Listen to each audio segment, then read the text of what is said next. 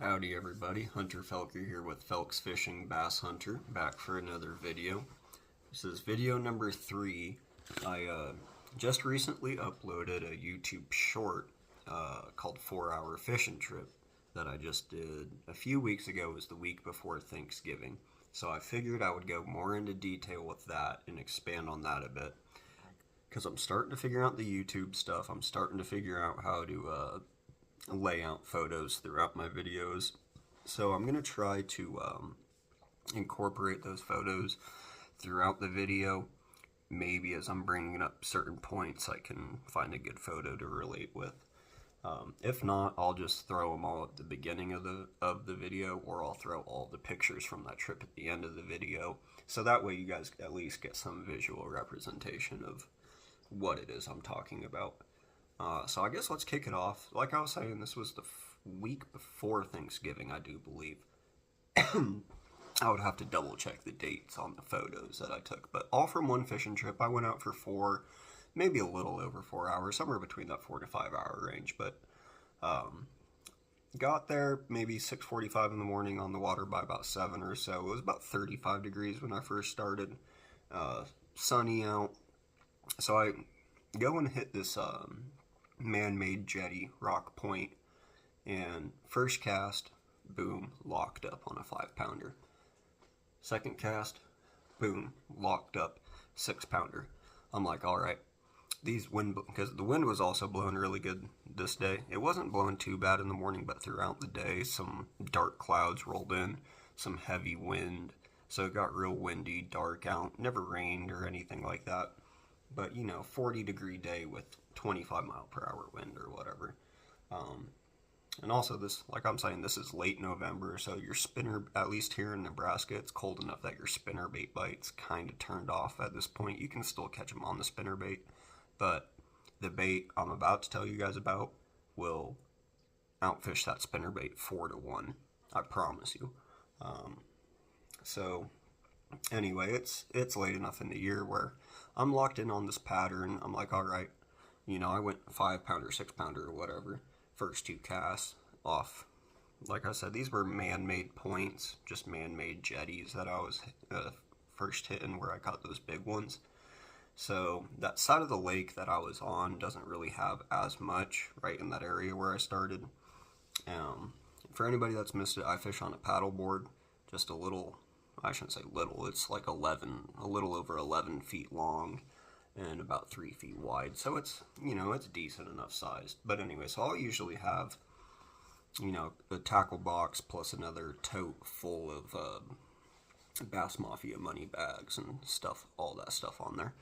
An anchor, my paddles, I'll usually have 5, 4, 5, 6 rods with me. Scales, all that.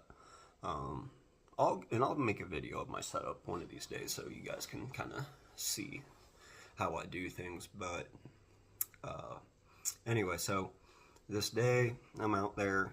The stretch that I'm on, not really conducive to the pattern that I think that's going to be key for the day. So I have to paddle across the lake again. This isn't a big lake, but it's like a 200 acre lake, so it's really not that big. So I paddle across the lake to where the section where it's like riprap, kind of shallower riprap rock with some like grass edge, to another little smaller man-made point jetty with a few laydowns, then a bank of laydowns, another bank of shallower riprap, but it's kind of more of a main lake point, and then it turns into this big cove that's the southernmost cove of the lake that's got some man-made jetties and laydowns going all the way down the cove, which kind of ended up being the juice on this day. Southernmost cove in the fall time, it's usually juice as it is. Anyway, so I suppose we'll get right into it. So those first fish that I caught, I don't have the exact setup on me, but if I do recall, I was throwing this Lew's Mock Smash, this bait caster. It's a 8 bearing. I can't remember if this is, okay, it's a 7.5 to 1, so it's quick enough. Like I said, Oh, I guess I'll show it here. So what I was throwing that day, reason I like it, the 7 to 5-1 or even something faster, is what I was catching them on. The old Bill Lewis rattle trap. Anybody that's real familiar with Bill Lewis or the trap series, the half ounce is always that original. The original rattle trap's always that half ounce 3-inch version. You got the Magnum trap, which is the 3/4 ounce version, and there's I think it's a 1/4 ounce version, and I can't remember what it's called. If anybody knows what it's called, comment down below and let me know. Otherwise, I'll look it up.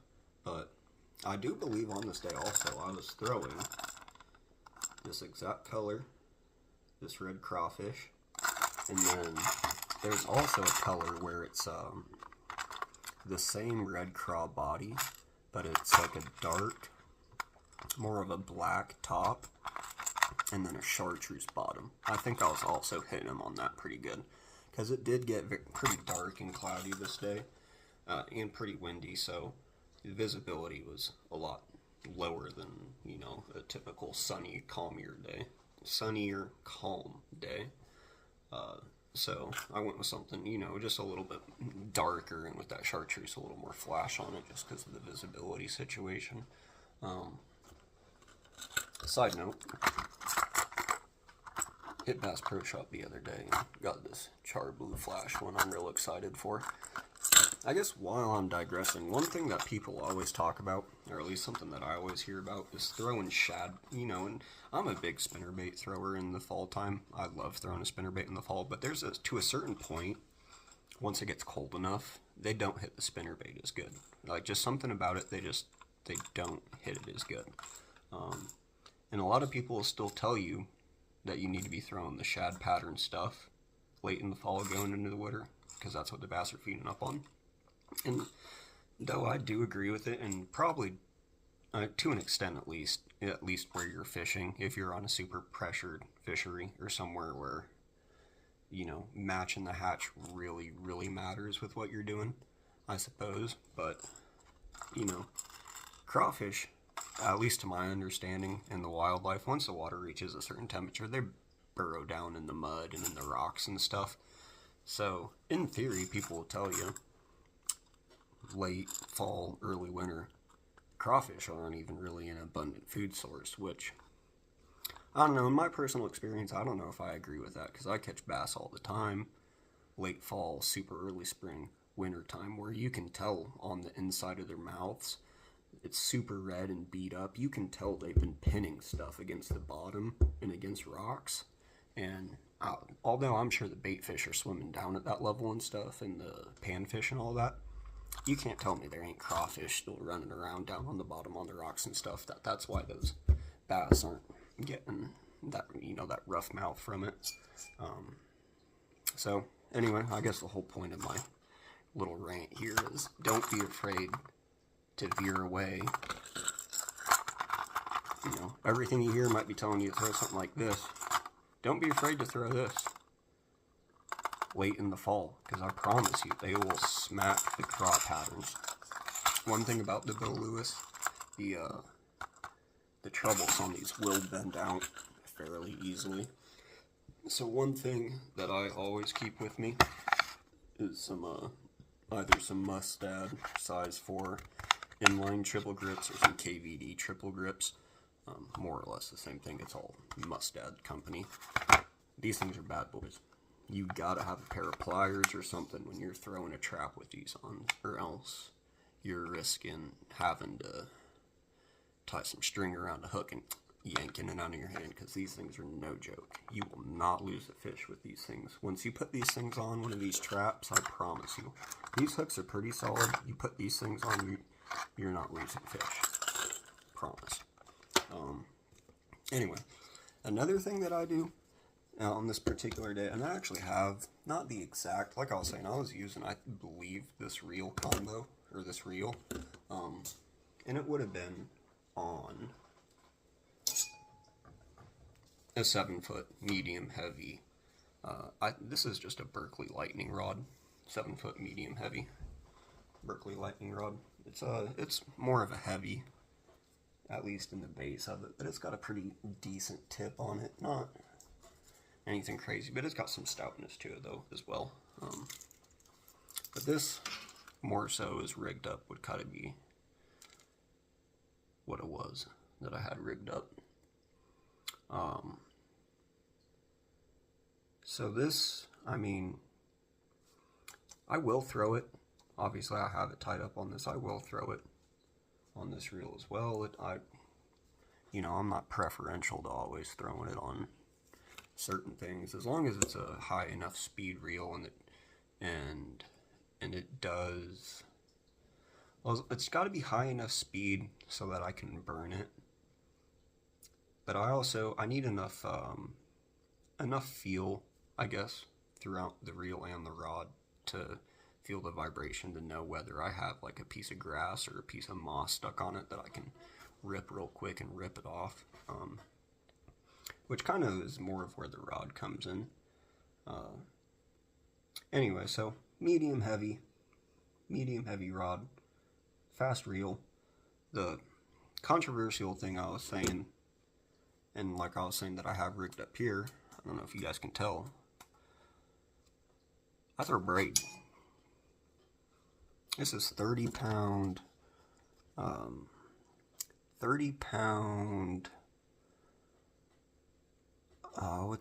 it's the fused 30 pound braid. Give me 1 second, folks. Give me 1 second.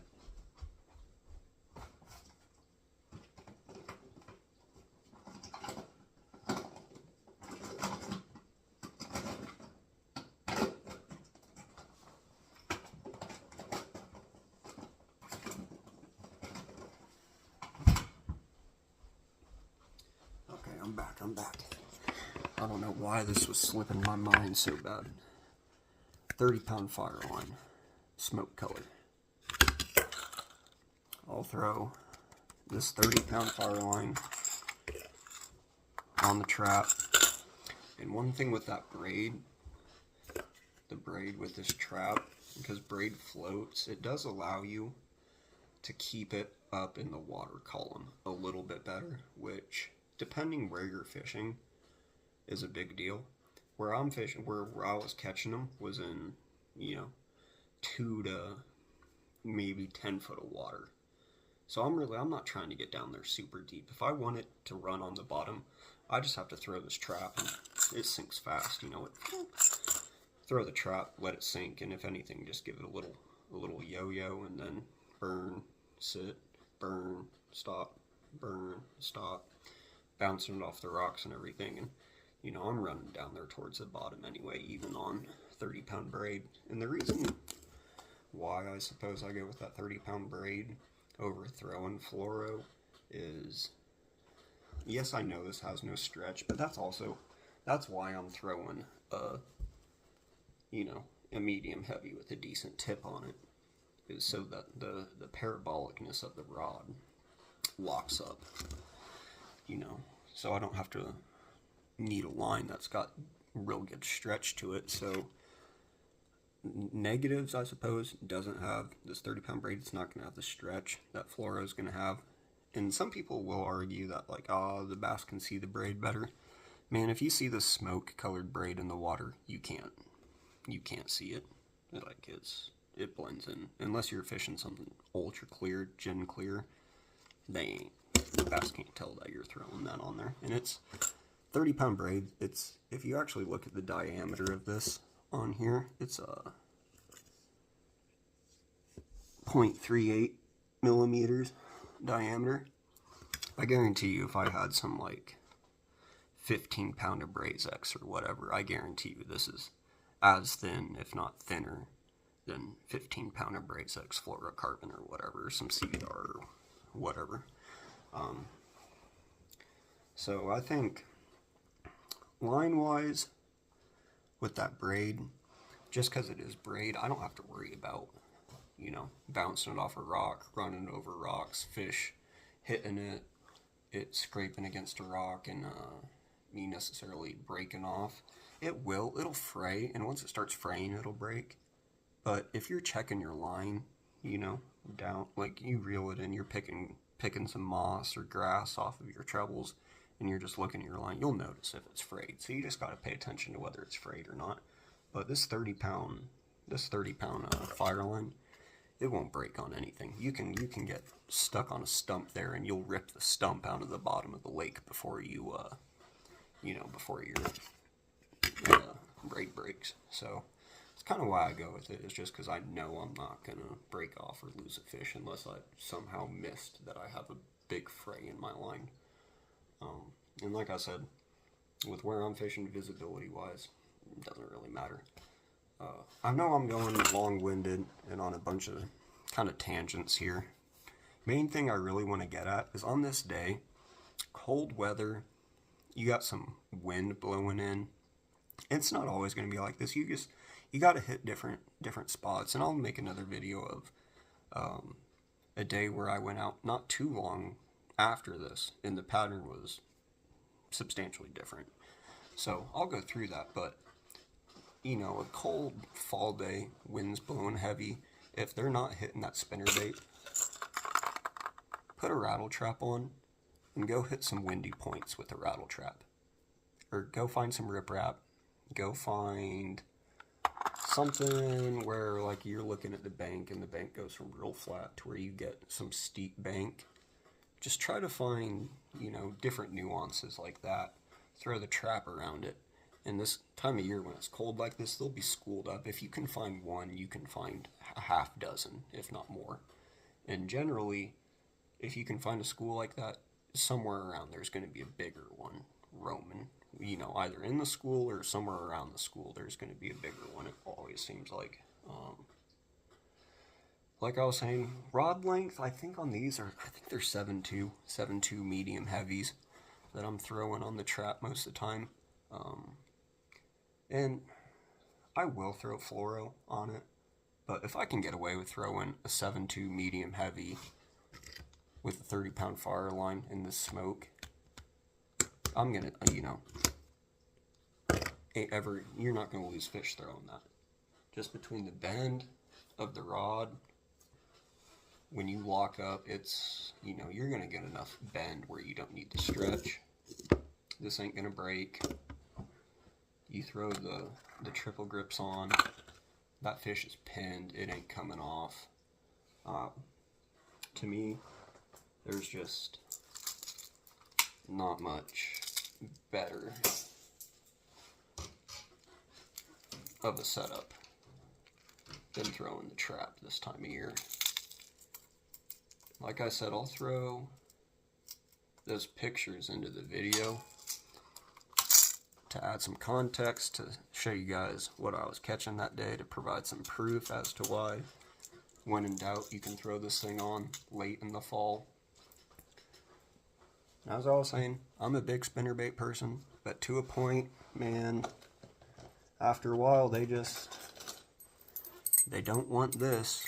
They won't hit this for some reason, but you can throw this in a craw color and they'll smoke it. You can throw this in a more shad color, they'll smoke it. But for whatever reason, 4-to-1, 5-to-1, there's a point later in the year and earlier in the year. I'll make another video. I'm not going to give that up quite yet. Earlier in the year too, where this way outfishes this. Alright folks, I'm going to wrap up this video. Been a bit long-winded. Just wanted, like I was saying, just tinkering around with YouTube and figuring out some stuff. So I'll add the pictures to this fishing trip that goes along with kind of this information that I was just throwing out. And I know I wasn't too detailed on the lake layout, but just know, you know, fall time, I was just finding riprap and main lake points, rock points, wind-blown points, and I was just covering water. Anyway, let's wrap it up. Let's get out of here. Be on the lookout for more videos coming up. I appreciate all you. Alrighty, folks. See ya.